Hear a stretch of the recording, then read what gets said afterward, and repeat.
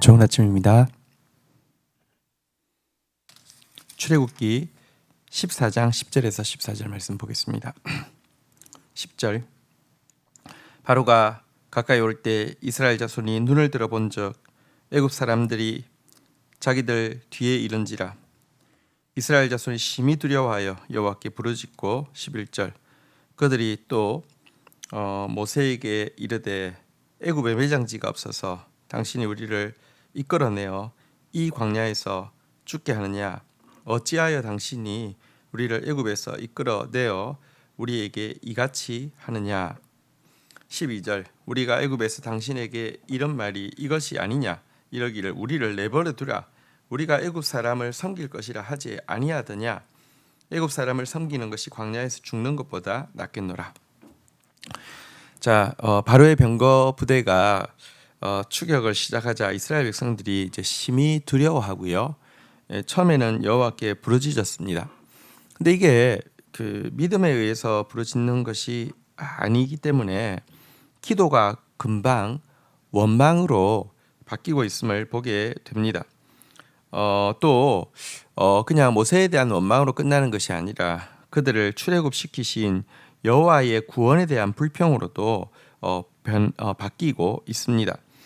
그들이 어찌하여 우리에게 이같이 하였느냐라고 하면서 자신들을 구원하신 하나님 또 이 구원의 통로로 된 사용된 모세를 향하여서 원망과 불평을 막 쏟아내고 있는 이런 모습들은요. 사실은 바로나 그의 신하들이 하나님을 향해서 그들이 완악감 때문에 재앙들이 계속 임하고 있지만 그 하나님을 향해서 불평하고 원망했던 말하고 똑같은 표현입니다. 또 이런 불평과 원망으로만 그치지 않고 자신들에 대해서 무엇이라고 이야기합니까? 그러니까 하나님의 약속, 하나님의 은혜 이런 것보다 일시적인 편안함이나 안락함을 위해서 죄의 노예로 사는 것이 훨씬 낫다라고 하는 말을 서슴없이 내뱉고도 있습니다.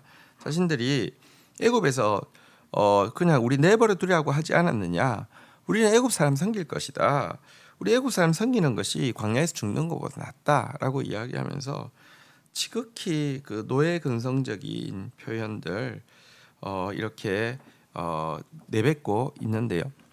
사실 이제 이와 같은 출애굽 이후의 불평과 원망이 오늘 이 본문이 처음 터져 나오는 것이라고 하면 이때부터 광야 40년 동안 끊임없이 이와 같은 불평과 원망, 노예 근성의 어떤 그 표현들이 나오고 있습니다.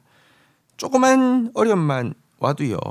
하나님의 구원에 대해서 정말 욕되게 하는 불신의 말들, 불평의 말들 계속하고 있습니다.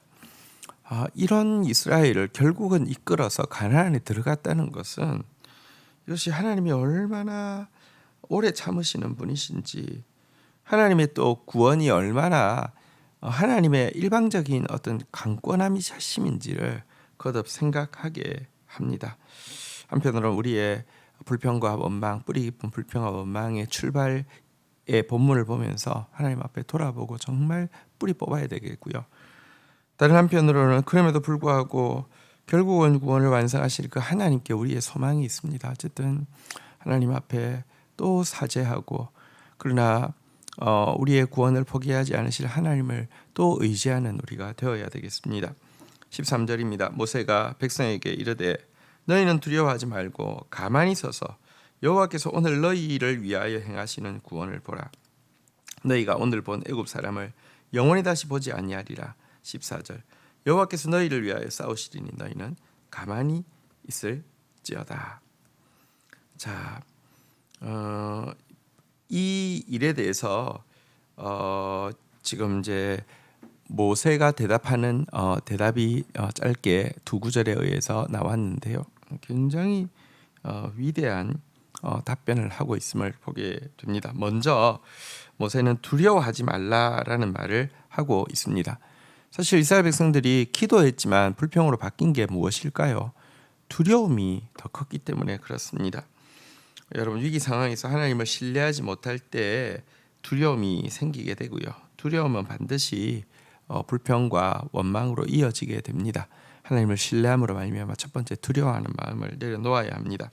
이어서 너희는 가만히 있을지어다라고 이야기하고 있습니다. 너희는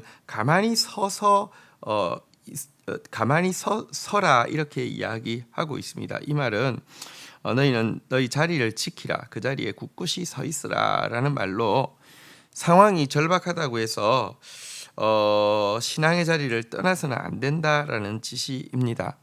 여러분, 우리가 서 있는 이 반석에서 굳건하게 서 있어야 됩니다.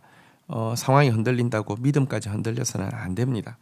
자, 이어지는 세 번째 모세의 답변은요, 여호와의 구원을 보라 이렇게 외치고 있는 것입니다. 오늘 너희를 위하여 행하시는 여호와의 구원을 보라.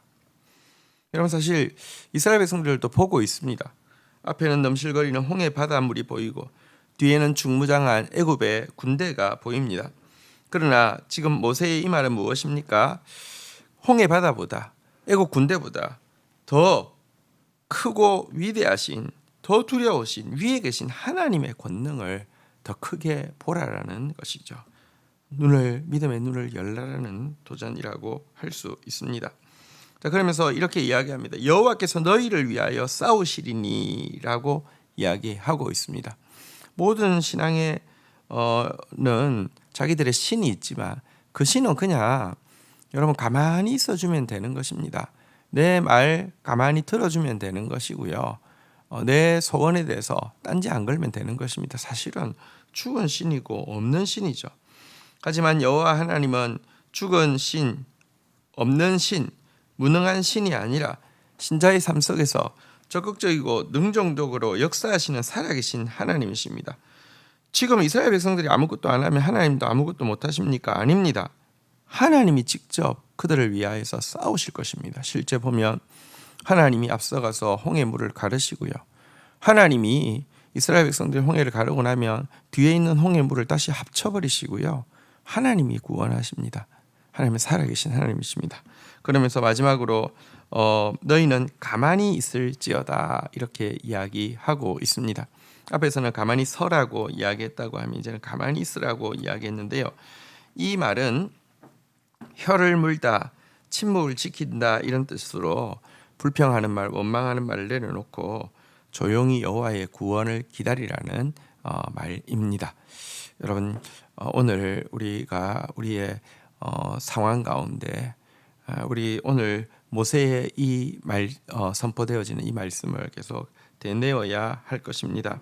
너희는 두려워 말고 가만히 있어서 여호와께서 오늘 행하시는 구원을 보라. 여호와께서 너희를 위하여 싸우시리니 너희는 가만히 있을지어다. 이 말씀 앞에 믿음으로 반응하고 나아가는 오늘 하루가 되기를 축복합니다. 주신 말씀 붙잡고 기도하며 나가겠습니다. 하나님, 이스라엘 백성들이 추격하는 애국 군대를 크게 보고는 두려움에 빠지게 되었고 두려움 때문에 기도하지만 그 기도가 금방 불평과 원망과 불신의 말로 나아오게 되고 천성을 향해 나아가는 하나님의 백성과 전혀 반대로 우리를 내버려두랴 애굽 사람을 섬길 것이다. 애굽 사람 섬기는 것이 더 낫다. 이런 정말 노예건성의 말로 바뀌는 것을 보게 됩니다. 하나님, 그리고 이 원망이 광야 40년 동안 지속되었음을 보게 됩니다. 우리 안에 정말 세상을 향한 두려워하는 마음, 우리 안에 하나님의 구원에 대해서 너무 쉽고 가치 없게 생각하는 마음들, 우리 안에 너무 뿌리 깊게 박혀 있는 죄의 노예, 사단의 노예로 있는 것이 편하다고 생각하는 이런 이 근성들, 하나님 철저하게 뿌리 뽑을 수 있도록 도와주시옵소서. 우리의 소망은 주님이십니다. 이런 줄 알고 구원하실 뿐 아니라 10번이나 시험한 우리를 결국은 오래 참으시고 가나안 복지에 이르게 하시는 주님께 우리의 소망이 있습니다. 주님, 오늘도 자격이 없지만 주님 의지하면서 또 주님의 능력으로 이 죄성을 뽑기를 원합니다. 은혜를 더하여 주시옵소서. 믿음의 지도자 모세의 선포대로 두려워하지 않게 하여 주시옵소서. 내 자리를 견고히 지키게 하여 주시옵소서. 눈을 들어 여호와의 구원을 보게 하여 주시옵소서. 살아계시사 앞서 나가서 싸우시는 하나님을 찬양합니다. 오늘도 혀를 물고 침묵을 지키며 하나님 믿음의 고백이 나올 때까지 믿음의 눈으로 아버지 다시 한번 우리의 상황을 살필 수 있는 하루가 되어질 수 있도록 축복하여 주옵소서. 예수 그리스도의 이름으로 기도 올립니다. 아멘.